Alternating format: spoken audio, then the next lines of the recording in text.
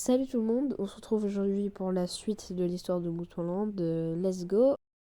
Chapitre 1, les mercenaires. Ok, tout commence avec un pays qui s'appelle Antoine Mercenaries. Antoine, tu te reconnaîtras, hein, avec les massacres que t'as fait. En gros, il s'était, je skip un peu, il s'était allié avec Jujul, qui est un état fantoche de Tropico qui voulait se révolter. Donc déjà, vous savez dans quel camp on est.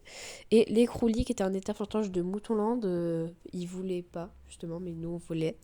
Donc pour littéralement buter tous leurs adversaires, ils ont créé une alliance pour totalement foutre le bordel et ça a créé la Deuxième Guerre mondiale. Mais comment la guerre a été créée? Parce que il faut un élément des perturbateurs dans toute guerre. Tout simplement, ils ont littéralement tué les Mus qui étaient notre allié à ce moment-là. Ah, merde, je vous ai spoil. Oh merde. Résultat, 10 millions de morts, un chef d'État mort et Henri II qui était le dictateur de Mouton à ce moment-là aussi. Ils ont aussi... Bref. Du coup, Tropico a annexé, je veux dire, Toda RD. Oh putain, je vous ai encore. Tropicoland. Bah voilà. Et du coup, on a gagné la guerre. C'était cool. Et les Crowley, ils ont rien eu, ces bâtards. Pardon, je t'aime, Atroti. Catland, on a génocidé leur peuple, donc je pense que c'est censé suffire. Chapitre 2, la défaite fatale. Vous connaissez Moutonland et les impérialistes? Eh bien, on s'entend pas du tout bien. Enfin, c'était pas des impérialistes, c'était des monarchistes, c'est pareil. C'était le royaume de Valinor. Le royaume de Valinor qui était allié à la NAPRSS, j'étais pas au courant. Donc on a décidé de les poutrer la gueule. Sauf que la NAPRSS a décidé de choisir le royaume de Valinor que moi. Je te déteste les plus. Non, je rigole. Alors, du coup, la NAPRSS était plus puissante que Moutonland. On s'est fait littéralement rétamer. Et ce fut la fin de Moutonland.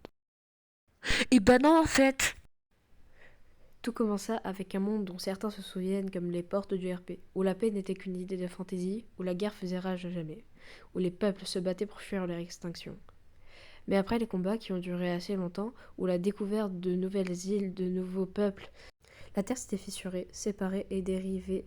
Certaines terres sombrèrent à jamais dans l'océan, des peuples seraient perdus à jamais, et de nouvelles terres émergées, laissant place aux peuples ayant survécu, et de nouveaux prendront leur place. C'est ainsi le monde d'Artera. Je vous fais un résumé en bref. En gros, les portes du RP, c'était de la merde, on a décidé d'arrêter, donc on a créé Artera. Voilà. Nous avons créé une toute nouvelle carte que je vous balance maintenant. Vous pouvez vous dire soit oh c'est beau ou soit oh c'est de la merde, je préfère les portes du RP. Je vous fais vite fait une petite visite de la carte. En jaune c'est Moutonland, en bleu clair c'est Tropico, en violet c'est Toda RD, en marron bizarre au milieu c'est l'Alboni, en bleu foncé en haut c'est les Croulis, en rouge clair c'est l'Artosca, en orange et les trucs à côté, c'est Catland et ses états fantoches. Donc le nouveau Antoine Mercenaries. En rouge foncé, c'est l'URP. Et en vert, c'est... Attendez, j'ai un trou. Voilà, c'est un peu lent. Maintenant que la petite parenthèse carte est fermée, je peux continuer à l'histoire. C'est bon. Chapitre 3, une sombre période. Oui, j'ai pu lu les sous-titres, qu'est-ce que tu vas faire? En gros, Henri Ier, fils de Charles Ier, qui s'est fait descendre par Antoine. Hein, Antoine?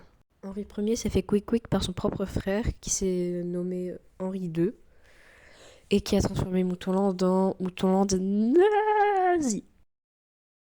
Mais heureusement, ça n'a pas duré très longtemps, et Henri II a demandé de la thune en échange du retour de Moutonland normal. L'Artosca lui a donné sa thune, mais il s'est suicidé. Me demandez pas pourquoi. Du coup, Henri III, pro-république communiste, est venu. Youhou! Chapitre 4, guerre froide. Ce chapitre, je l'aime particulièrement parce que déjà, il est récent et ça implique Moutonland et l'Artosca.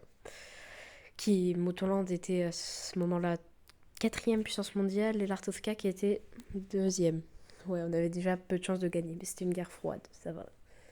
Du coup, je vous explique les causes. Ok, c'est tout con. Hein. En gros, Moutonland était devenu nazi. Donc ça les a pas plu. Déjà nos relations étaient basses mais compréhensibles. Et après on a fait une blague de merde sur l'Artovska et du coup la guerre froide a été déclarée.